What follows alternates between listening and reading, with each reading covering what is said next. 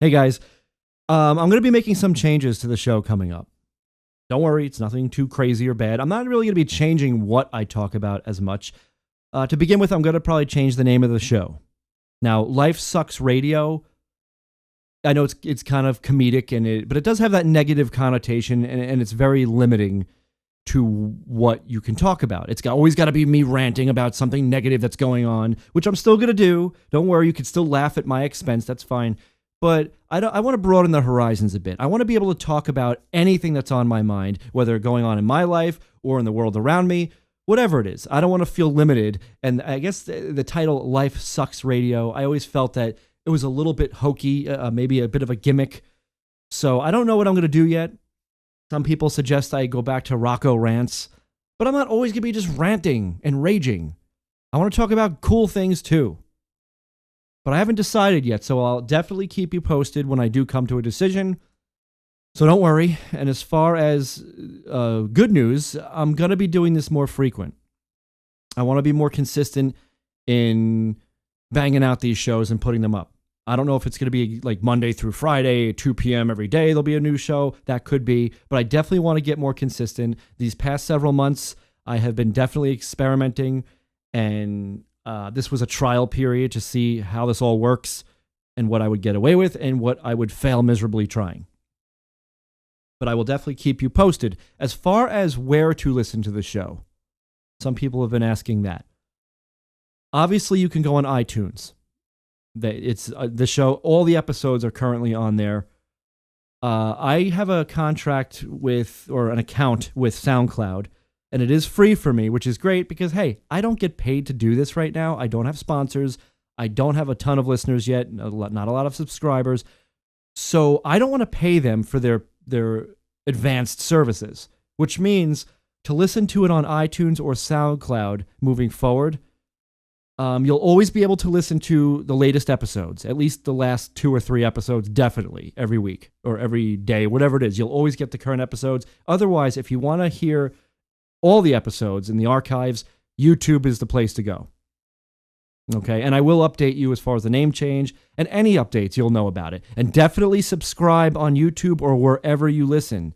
That way you'll automatically get updates, and it will help me get indexed better so we can actually, end up on the map. All right, so what do people spend their money on? In America, we spend the money that we don't have on a lot of things we don't really need, and that's fine. I am no exception. But what do Americans spend their paychecks on? I'm not talking about bills. That goes without saying. You have a mortgage, rent, you have a car payment, you pay taxes. That's boring. That's not fun. You have to do it, so forget that. Food I would include in this, because unfortunately in America, some of us, and again myself included, especially lately, we tend to live to eat instead of the other way around. And so food would count in this. For me, lately, I've been collecting comic books. I play video games. I'm a musician. I collect vinyl. So that's what I kind of spend my money on. I even have collectible dolls and things, which, hey, it was either that or drugs. I went with the fucking dolls, okay? Some of them I've been collecting since I was dick high, and some of them my wife buys me for my birthday or Christmas, and I think it's the coolest thing. So there. What do you spend your money on? Now, I know we're in this culture today where it's all about the iPhones and the iWatch. The iWatch. Well, they are watching you. The Illuminati is watching you. Anyway, iPhone. So people, there are those who will stand outside of the Apple store for several hours waiting to be current. They want to get the latest technology. I get it. Not everybody has talent.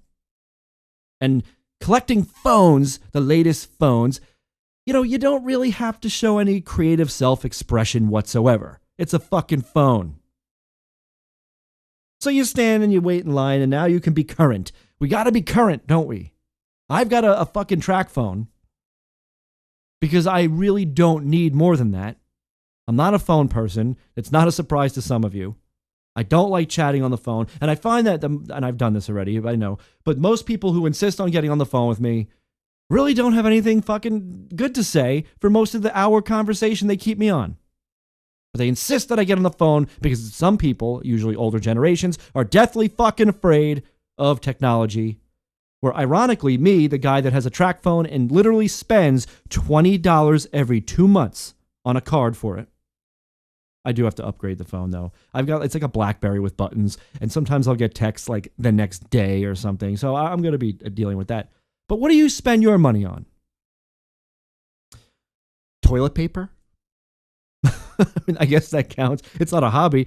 I mean, it's a necessity, so I guess it shouldn't count. But can you imagine if you were in the ground floor of that business? I'm serious. Like, I know it's not easy. You still need a factory. You need the supplies. You need the manpower to create toilet paper. But just imagine being in the initial fucking running when that was on the ground floor and somebody said, you know what? I'm sick and tired of wiping my ass with a rag. There's got to be a more sanitary way to do this. You know what's a good idea? Let's have some kind of like paper, something that's thinner, that's a little more comfortable, not like, paper to write on. Something where when I'm done wiping my ass, I can just get rid of it.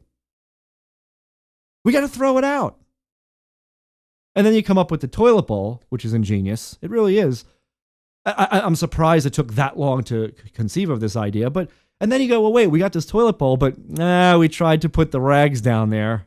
And it's not cost effective because then, we have to go to the village and she's got to make more fucking rags for us. She's got to sew them. So you go there every week. And when you're going to get your grains and your oats and your corn at the general store, you also got to go, oh, yeah, and I need 15 rags, 4x6. Thank you. No, it was a great invention that I wish that I could have been a part of that. Because, okay, you've got Charmin Ultra. You've got, and I love the commercials for that. They try to make it look like these cute little teddy bears. Oh, that bear is wiping his ass with you. He doesn't use toilet paper. But you've got Scott's, I think, that's the one we used. Like it's like really cheap. It's like 59 cents a roll of 1,000 sheets, and it doesn't tear apart in your ass and leave crap all over the floor. So you got those two. There are a few big brands. Same with paper towels, But what the fuck? I don't know why I'm even going on about this. I just think the point is, it's so amazing how long it took for people to come up with these ideas and implement them in society. And yet these guys are never going out of business. You're not going to hear that Charmin is going to be done. They've filed for bankruptcy. It's not going to happen. They don't even have to advertise. I've seen countless commercials for these people, and I don't get it. I've never bought Charmin Ultra or whatever the hell they have because of the bears in the commercial. It's never been a subconscious thing. When I'm in the store and I'm shopping, usually my wife and I, if it's busy and we're together, I'll go, do you want to get the toilet paper or should I? It's like an embarrassment, It's like buying condoms in a store, right? It's like, oh, I'll do it. And I walk. Now I don't care. I just walk around. I'll be like, you take the cart. I'm gonna go get the toilet paper, and I'll be walking around aisles with like this thing under my arm. Who cares? It's like, oh, I'm the only guy doing it, right? But I usually what I'll do is I'll look for prices and I'll say, okay, I don't want the store brand, even though Target actually doesn't have a bad thing going right now. Anyway, and I go, okay, Scott's has served me well for years, but today I want to shake the tree a bit in life. I want to change things up. So we're going with, Target's brand or something. And then I'll try that for a week. And the first day, it's like, oh, this isn't bad, actually. And by day 2 or 3, I'm like, fuck. It's not going to happen again. I do that with mayonnaise, too, sometimes. Like recently, I'm a Hellman's guy. Most people are.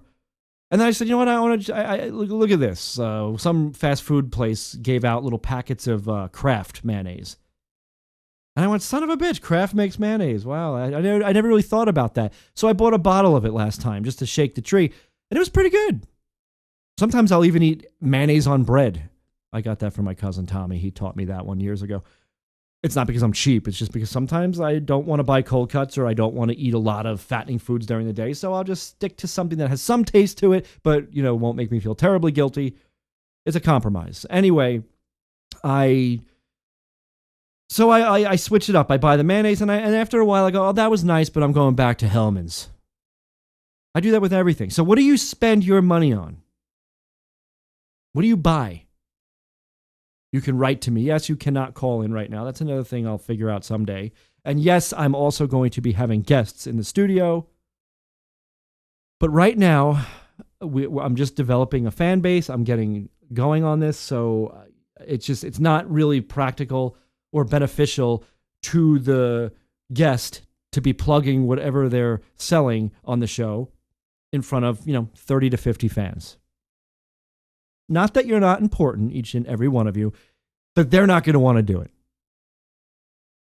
So that's that. So what else do people spend their money on? We talked about a lot of strange things, a lot of common things that nobody really thinks about because it's boring. I used to buy DVDs a lot. And I do look back and I do think now I was at a job that I hated. So every Friday on payday, I would go, well, I've got to justify this existence besides paying bills. There's got to be something else. So I would buy DVDs. It would be an escape for me.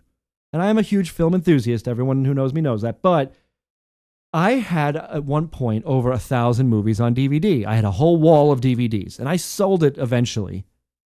I mean, it basically could have been a college education for my future children.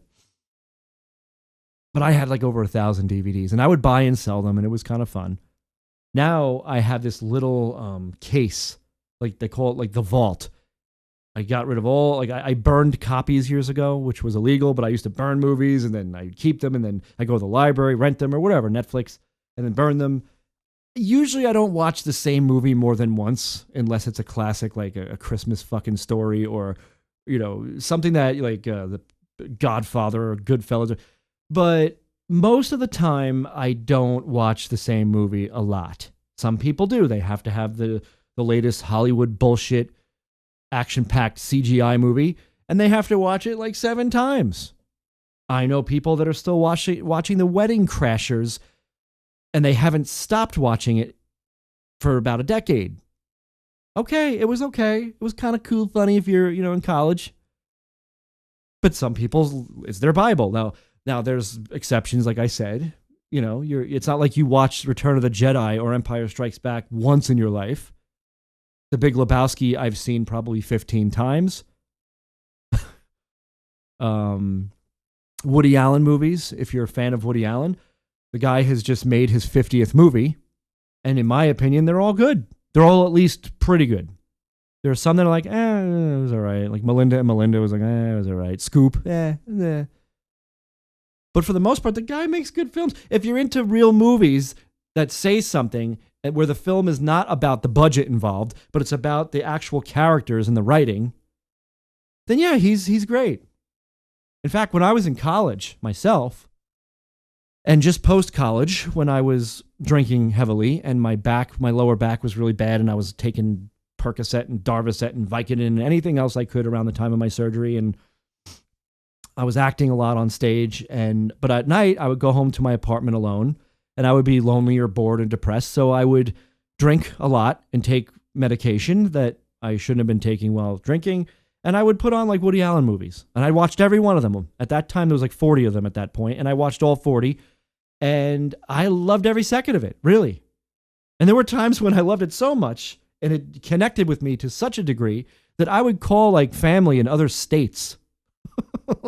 I'm sure the medication had something to do with it. And I would just start laughing and saying, oh my God, you got to see this scene. They're in their apartment. They're like breaking into someone's apartment, and they accidentally, like Woody Allen knocks over some vase and it breaks on the floor. And she's like, oh my God, we got to leave. We got to get it. And he's like, what do you want me to do? Vacuum? And I don't know why, like something like that minimal, like had me in hysterics. So yeah, like that, I called everybody about it. But the thing with Woody Allen movies to me, and to this day it remains the same, is I really identify with the neurotic, alarmist portrayal, especially demonstrated when he's acting in his own films. And he's had other actors replace him in his movies who have done a good job, like Larry David in Whatever Works. But to me, watching films like that, and I would buy them all, it did connect to me. In fact, I'm not going to get into my whole health thing again, where I told you I wouldn't, but just an example of how the power of film, how didactic it can be, and how you can relate to these things in your life, and how they can help you get through a tough time. I started watching clips on YouTube of like a scene from Hannah and Her Sisters from 1986, where Woody Allen is freaking the fuck out because he goes to the doctor, saying at first that he thinks he's having some hearing loss.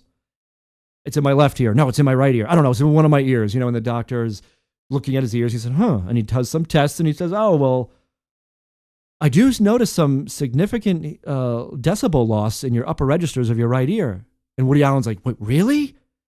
Wait, I always invent these things. I don't actually have problems. And so he goes home and he starts freaking out. Like, I've got a brain tumor the size of a basketball. It's so big I can see it when I blink.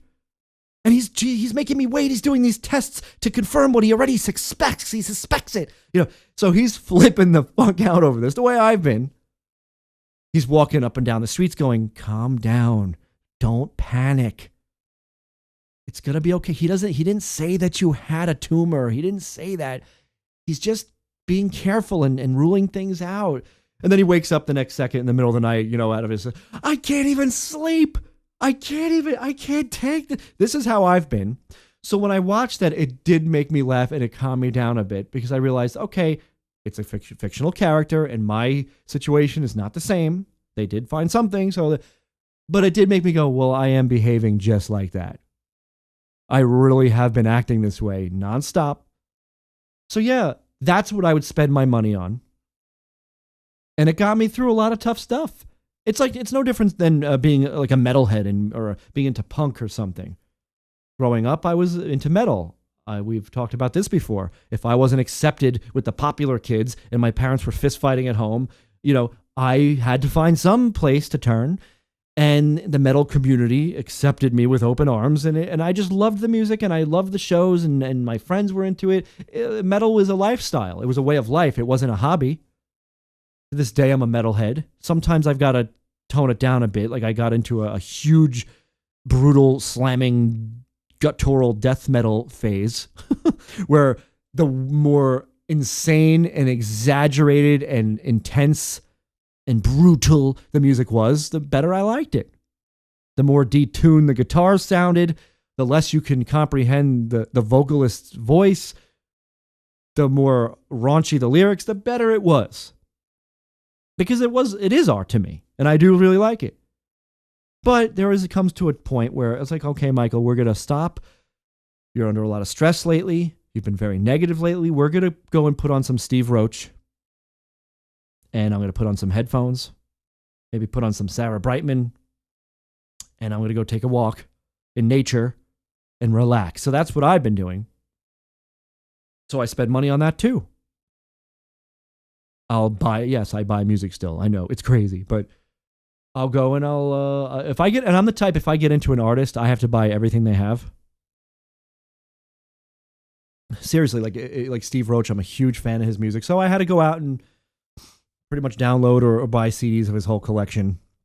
And now and then it's great when these guys give away their albums for free on Bandcamp. Oh, I love that. It's such a nice little treat.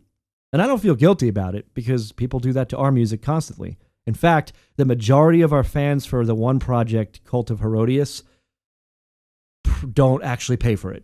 The high majority are fans, but they download it on YouTube or they go on Spotify or whatever, and I'm cool with that. Yes, I want the money, but honestly, ultimately, when it comes down to it, I want people to hear us. I want to move people. And I've had guys from maybe a month ago, somebody from Iran actually wrote to me.